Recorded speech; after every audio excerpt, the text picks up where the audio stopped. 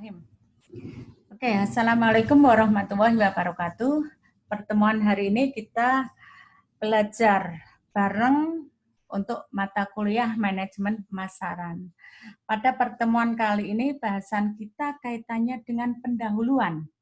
Apa sih itu manajemen pemasaran, baik dari definisi, tujuan, kemudian pergeseran dari ilmu-ilmu dalam manajemen pemasaran yang kalau awalnya itu produk itu lebih banyak dalam bentuk barang, sekarang sudah bergeser ke jasa. Jadi yang disebut produk bisa berupa barang, bisa berupa jasa. Kemudian dalam manajemen pemasaran sebenarnya yang kita hantarkan adalah value atau nilai dari produk tersebut. Bisa barang, bisa jasa. Sehingga definisi dari manajemen pemasaran itu sendiri apa?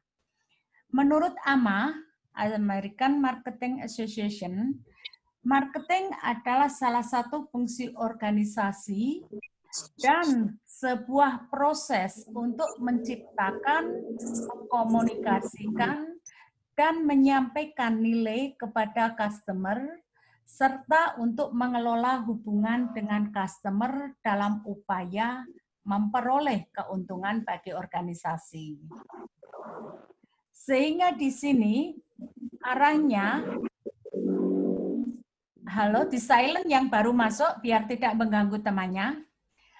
Arahnya dalam pemasaran di sini adalah bagaimana kita bisa menciptakan, mengkomunikasikan, dan menghantarkan nilai dari produk tersebut, bisa berupa barang atau jasa ke customer atau ke pasar sasaran ini ya. Nah, pemasaran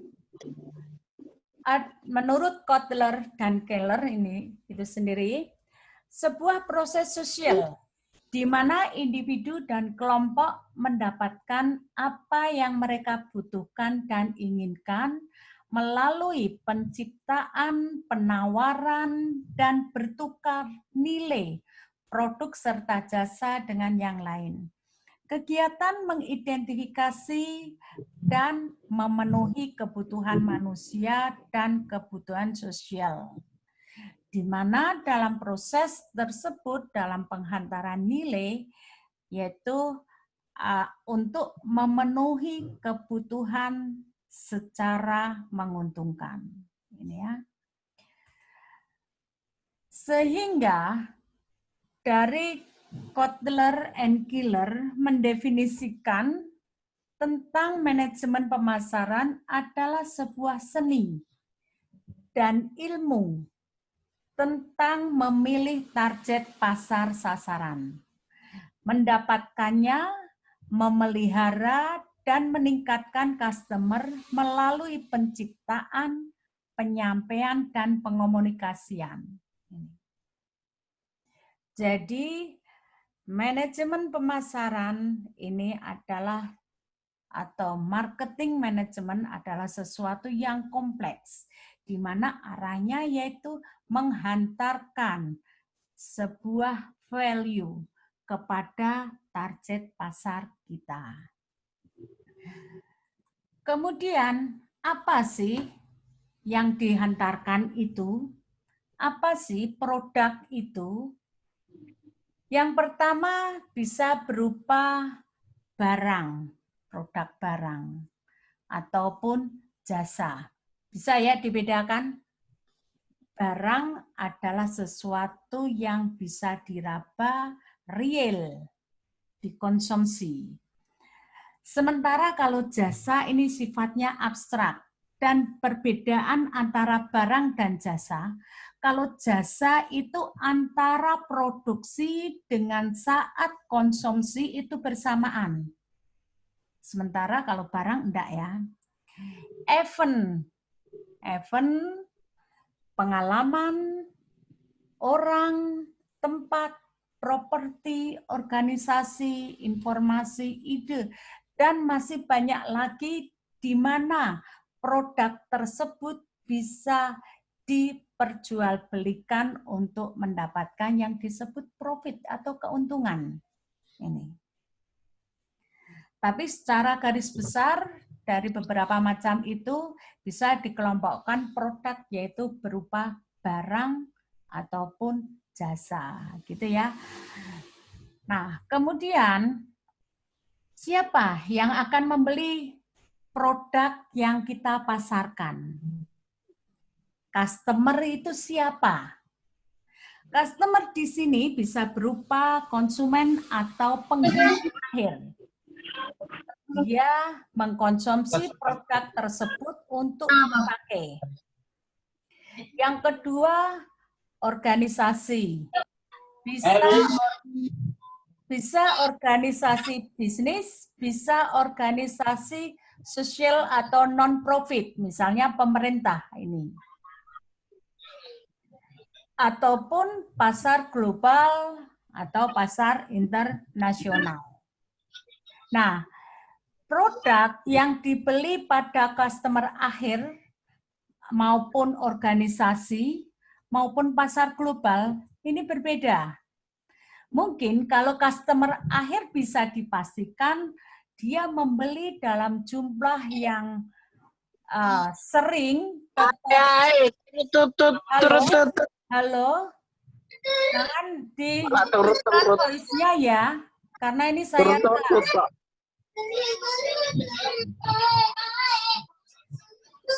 Halo.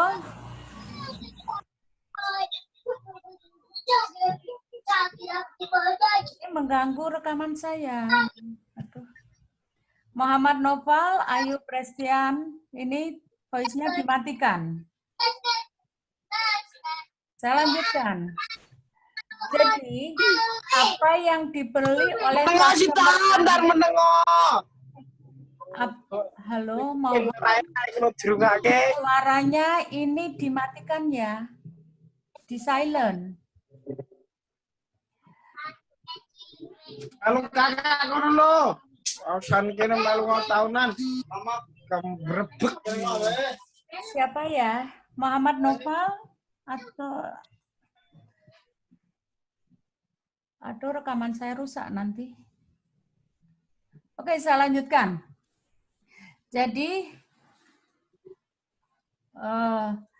apa yang dibeli oleh customer akhir dengan pasar organisasi maupun pasar global itu berbeda. Konsumen akhir itu akan membeli dalam jumlah yang sering, ini ya, rutin, tetapi secara volume itu sedikit. Memang banyak. Sementara kalau pasar organisasi, dia itu membeli dalam sekali beli volumenya besar, tetapi secara jumlah itu sedikit. Sementara pasar global ini bisa dipastikan pembeliannya terbuka lebar, jumlahnya juga besar, gitu ya. Kemudian saya lanjutkan ke sistem pemasaran sederhana tadi, yaitu menghantarkan produk, bisa barang, goods, maupun service. Sementara industri atau organisasi ini mendapatkan yang disebut keuntungan ini ya. Sehingga ada komunikasi dari perusahaan industri ke pasar dan sebaliknya. Perusahaan juga membutuhkan informasi tentang keadaan yang dibutuhkan oleh market pasar itu sendiri. Nah, struktur dan alur pada pertukaran ekonomi modern di sini tadi sama secara sederhana, ini kalau secara menyeluruh bisa berupa pasar pemerintah dengan pasar sumber daya, dengan pasar customer akhir, pasar perusahaan-perusahaan yang mengintermediasi. Dia menggunakan produk untuk dijual lagi, untuk disalurkan lagi. Ini market intermediary. Dan pasar-pasar industri ini. Dia membeli dalam jumlah sekali beli volume besar gitu ya. Sementara status permintaan dari produk itu bisa dibedakan. Yang pertama, produk yang sifatnya negatif. Apa itu produk kok negatif? Pasar ini tidak menyukai produk tersebut, bahkan membayar untuk menghindarinya. Contohnya produk apa? Produk kesehatan. Kita sebenarnya tidak ingin sakit. Kita menghindari sakit sehingga kita membayar untuk berobat. Itu disebut produk negatif. Kemudian ada juga yang produk non-eksis atau tidak ada. Konsumen tidak sadar atau tidak tertarik dengan produk tersebut karena produk tersebut bisa digunakan ataupun tidak. Misalkan ini biasanya produk komplementer yang tidak harus ya. Kalau saya menggunakan laptop misalkan, itu saya butuh mouse, tetapi tidak pakai mouse juga bisa, misalnya seperti itu. Ini yang mouse itu hanya melengkapi, tetapi tidak eksis. Produk laten, kebutuhan akan produk tersebut kuat, tetapi tidak terpenuhi oleh produk yang ada. Ini ya, laten. Contohnya masa pandemi ini, kita belum menemukan serum secara pas yang bisa mengobati orang sakit COVID, misalkan untuk mengantisipasi agar kita terhindar. Kemudian declining, produk yang menurun. Biasanya produk-produk tersebut memang sudah jenuh di pasaran dan digantikan dengan produk baru. Contohnya misalkan apa? Dari sejarah perkembangan produk komunikasi itu ya, itu kan sudah berganti-ganti ya. Di mana dulu telepon kabel, kemudian tanpa telepon, kemudian sekarang berkembang ke sosial media. Itu yang saya maksudkan. Dulu ada yang disebut warnet, wartel. Nah, sekarang itu kan sudah menurun. Dan irregular atau permintaan yang bervariasi karena berbagai hal atau kebutuhan atau informasi produk pada umumnya itu ya. Dan unwholesome, produk yang mendapat pandangan buruk dari masyarakat. Ini. Contohnya apa? Contohnya misalkan produk ini juga seperti jasa kesehatan tapi asuransi gitu ya. Kita ikut asuransi kesehatan sebenarnya untuk pengamanan kita. Nah, tetapi produk tersebut banyak masyarakat yang menganggap buruk karena sepertinya kita berharap sakit, padahal itu sebenarnya kan kebalikan. Setelah diprospek, maka kita baru tahu, kita sadar kita membutuhkan produk tersebut. Full, produk yang laris, atau banyak permintaan, dan overfull, produk yang sedang booming gitu ya. Seperti itu status dari permintaan ini ya, bisa dibedakan pendekatannya.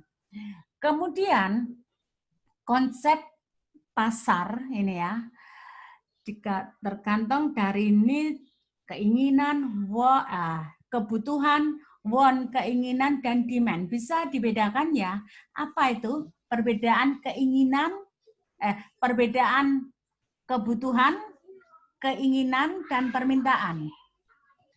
Need adalah sesuatu yang harus kita penuhi. Contohnya apa kebutuhan itu? Kita butuh makan. Kenapa butuh makan?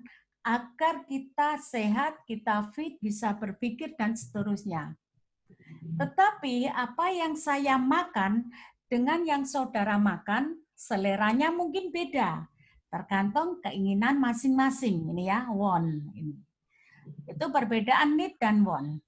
Sementara need dan want tersebut Kalau sudah terpenuhi, terjadinya transaksi pembelian disebut demand atau permintaan. Sementara dalam target pasar ini positioning menyangkut juga segmentasi pasar. Produk kita itu pada posisi pasar, target pasar kita seperti apa. Ini. Bagaimana produk kita bisa istilahnya positioning kuat dalam pikiran dari customer kita. Sehingga customer itu akan mencari produk kita lebih dahulu, baru ke produk pesaing karena positioning yang kuat. Kemudian offering ini ya, mendorong secara tanpa sadar. Offering and brand ini.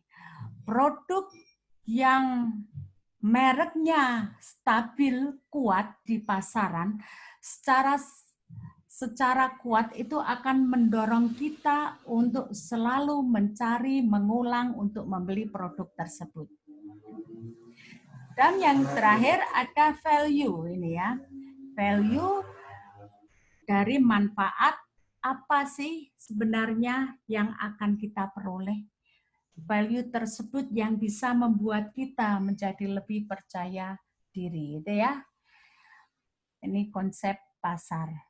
Dan realita pemasaran baru ini ternyata sangat dipengaruhi oleh perkembangan dari teknologi, iklim globalisasi di mana selera kita itu bisa dikatakan sekarang ini sama.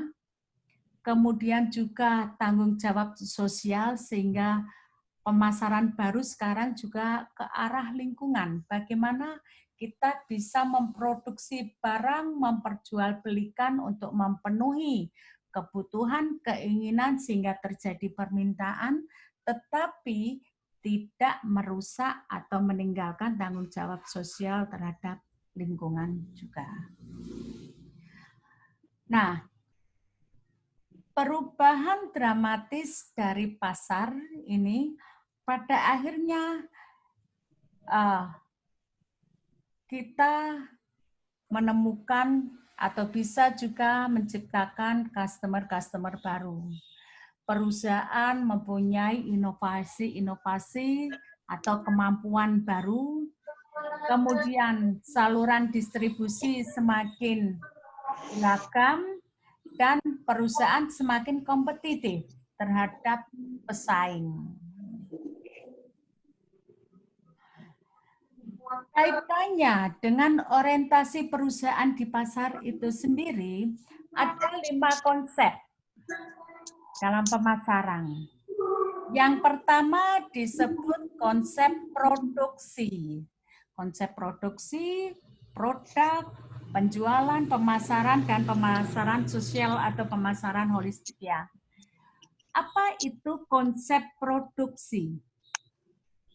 Konsep produksi adalah di sini organisasi atau perusahaan akan membuat produk secara massal. Bagaimana bisa berproduksi secara efisien dan efektif? Ini. Nah, biasanya produk massal. Halo? Bisa di silent ya itu? Suaranya masuk? Halo, suaranya masuk ini bisa di silent?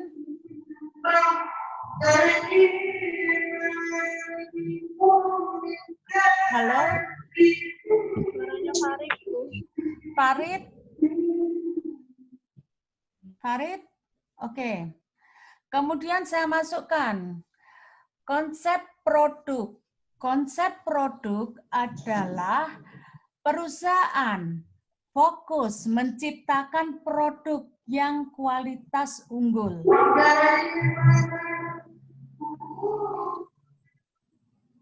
Farid, tolong di silent.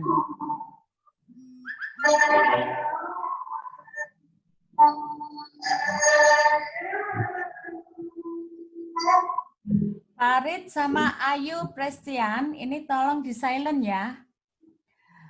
Yang kedua, konsep produk ini perusahaan fokus membuat produk dengan kualitas yang unggul. Ini ya, arahnya ini. Sehingga biasanya produk itu juga lebih spesifik. Bisa dibuat contohnya berdasarkan pesanan. Yang ketiga, konsep penjualan.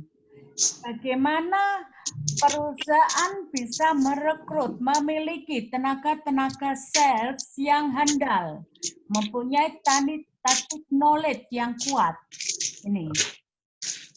Jadi konsep penjualan adalah perusahaan tersebut biasanya membuat saluran distribusi lebih banyak, jangkau pasar lebih luas.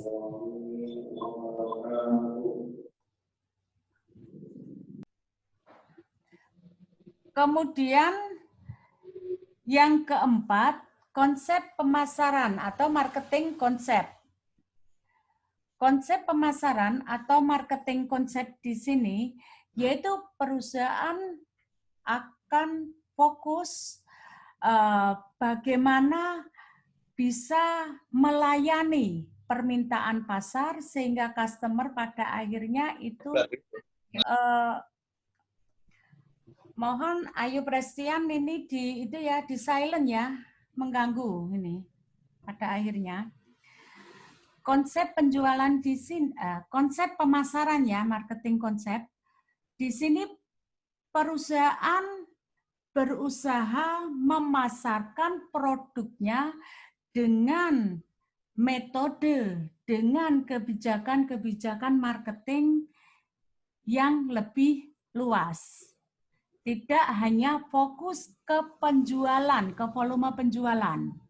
Sementara yang terakhir, konsep pemasaran holistik atau disebut konsep pemasaran sosial di sini, perusahaan tidak hanya fokus kepada profit pada memasarkan produknya, tetapi dia mengangkat atau mempertimbangkan sustainable atau keberlanjutan dari lingkungan.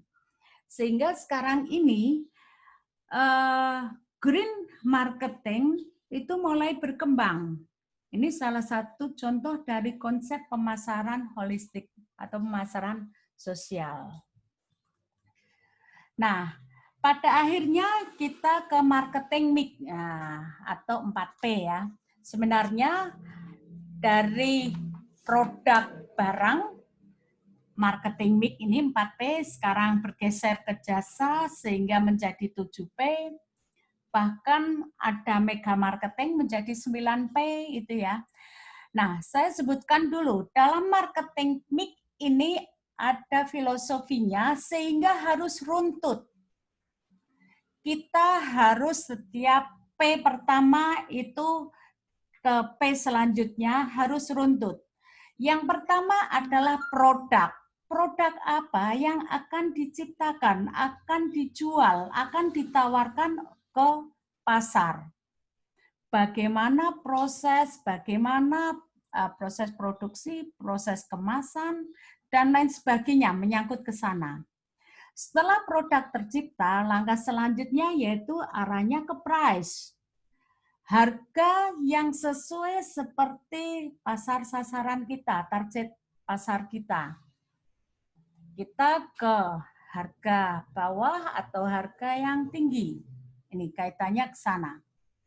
Setelah penentuan produk dan price, kemudian ke place. Ini ya. Place atau tempat arahnya juga distribusi. Bagaimana customer bisa menemukan produk tersebut, bisa menerima produk tersebut dalam keadaan yang bagus. Nah, pada akhirnya setelah produk, price, place, perlu diinformasikan ke pasar sasaran kita atau biasa disebut promotion. Ini ya. Jadi harus runtut, produk, price, place, promotion. Setelah itu, pergeseran sekarang marketing dari produk, good product, ke service produk, sehingga menjadi dari 4P menjadi 7P. Nah, 7P berarti ada tambahan 3, yaitu apa? People, atau orang. Dari tenaga-tenaga marketing di sini, bagaimana dia bisa dihandalkan, bisa mendistribusikan produk kita dengan bagus. Setelah people, maka proses. Proses yang baik itu seperti apa agar produk tersebut sampai ke customer akhir sesuai seperti apa yang diinginkan oleh customer akhir. Arahnya yaitu ke kepuasan customer ya. Kemudian terakhir P yang ketujuh, physical evidence atau bukti fisik. Bukti fisiknya apa? Adanya loyalitas customer. Customer merasa puas akan produk, barang, maupun servis yang diberikan, sehingga pada akhirnya kalau puas, mereka akan loyal. Oke, seperti itu pertemuan pertama kita. Tetapi ada tugas di halaman paling akhir ini ya. Tugas pertama dalam manajemen pemasaran, apa sih yang dimaksud dengan pengembangan rencana, memperoleh informasi, membangun merek, menciptakan nilai, mengkomunikasikan nilai, serta menjalankan tanggung jawab marketing untuk kesuksesan jangka panjang. Oke, tugas pertama ini merupakan tugas individual, nanti dikumpulkan lewat LMS ya.